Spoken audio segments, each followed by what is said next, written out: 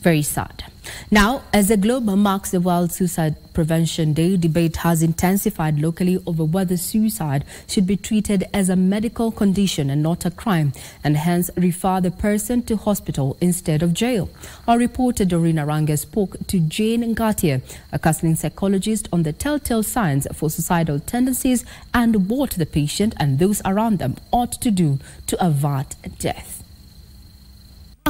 On the 10th of September annually, the World Suicide Prevention Day. But what has Kenya done in its capacity to curb incidences of suicide-related cases? Jane, thank you for your time. Now, from your practice, what would you say are some of the telltale signs and symptoms of someone who's suicidal? First, they are not too happy.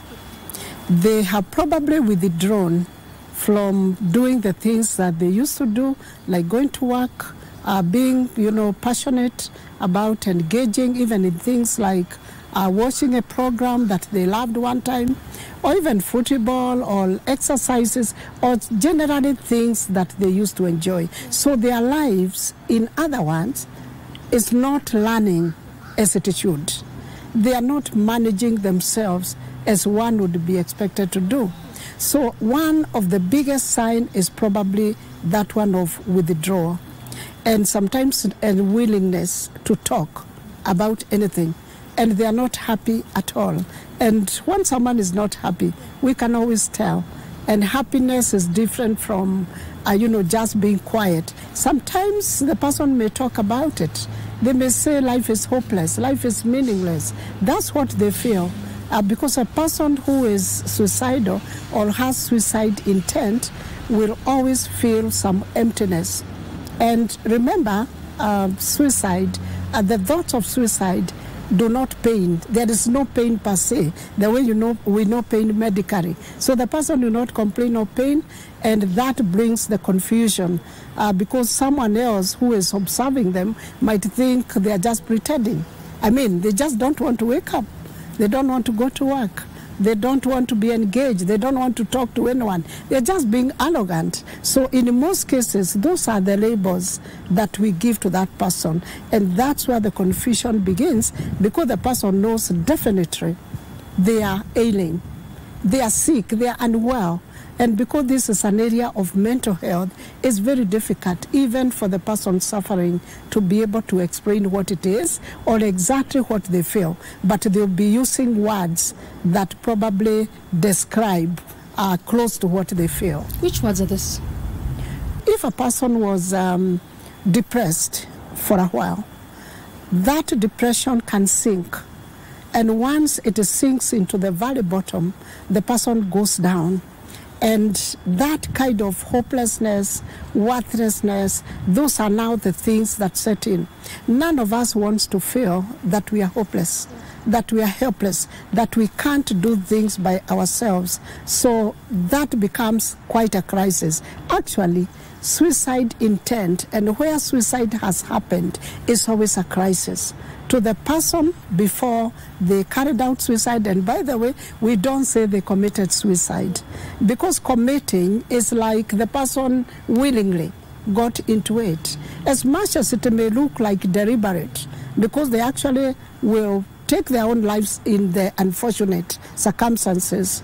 The person is ailing, the person is unwell, too much stress, the usual stresses of life. Some people are not so resilient, because one would ask, how come we are all in an economic crisis, we are all suffering, we don't have this and that, how come we are not taking our own lives? But we need to take into consideration that we have different levels of resilience. So some people have probably what I would call stronger shock absorbers than others. And so they can negotiate the bumps, whereas others get stuck on the bump. And those are the people now who are at a higher risk factor of, carrying out suicide or dying by suicide, as opposed maybe to their counterparts who may be going through the same. But in your perspective, how have we done as a country when it comes to handling such cases? Our country, our government, and the relevant Ministry of Health has done something. But there's a lot more to be done. We can do better than we are doing now, because you realize problems and crises of life are increasing every day. So we need not be put on the back seat. We have to be the drivers of, checking out for the, solutions to this problem. Because more people are dying and more people are likely to die by suicide. So something has to be done, because these are sick people. The same way we rush people to hospital, there's an emergency, they have had this and that. The same way you even look for a vaccine, the scientists, are busy doing so. We need also to take this issue of suicide with the same weight, because this is an area of mental health. And without mental health, basically, we are not healthy. We need to be able to even sensitize the community. That part of sensitization is so critical in a society where there is also stigma attached to issues of suicide. And again, maybe the laws need to be amended to give room for this person who is mentally ill, who is sick, and are not identified as such. They are not put in the category of people who need to go to hospital. So we may need that amendment so that first, it is not prison, it is not arrest, it is actually taking the person to hospital. Talk to me about the gaps that still exist as far as managing such cases is concerned, and even as respond to that. How do we seal those existing loopholes, Jane? When we complain about headache, stomachache, joint pains and what, people get concerned. Yeah. But when we say this life is not good enough, no one seems to listen. Rather, they are listening, but they don't pay attention. And they are not interested anymore. They say maybe that's our own created problem or something. That's a gap. We'll just move on. Yes, and that is a big gap in terms of what should people do. So we also need some form of psychoeducation. What should I do if I had somebody crying in that direction? What action can I take as opposed to ignoring and dismissing them? So that is already a gap. But again, the point of referral. Do we know where we need to refer that person to? That's another area. And again, also the person who feels awful about life and like it doesn't matter whether they live, whether they die, it's the same thing. So they take the easier option. Do they also know where they can find help? We are there, counseling psychologists, we help, we explore. If it's too bad, they need psychiatric attention first. They need to be slowed down.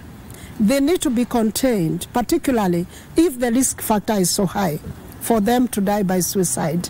And then we explore. That's the work of a counseling psychologist, a clinical psychologist, and many of us who are trained in that area, so that we are able to explore the issue. What option do you have other than feeling awful and going down the drain and to the very bottom and hitting it? Do we have an option? Is there a different way you can manage your life? Life is full of options, is full of choices, and those are the choices the person does not have. Thank you very much for those valuable insights and inputs into this conversation.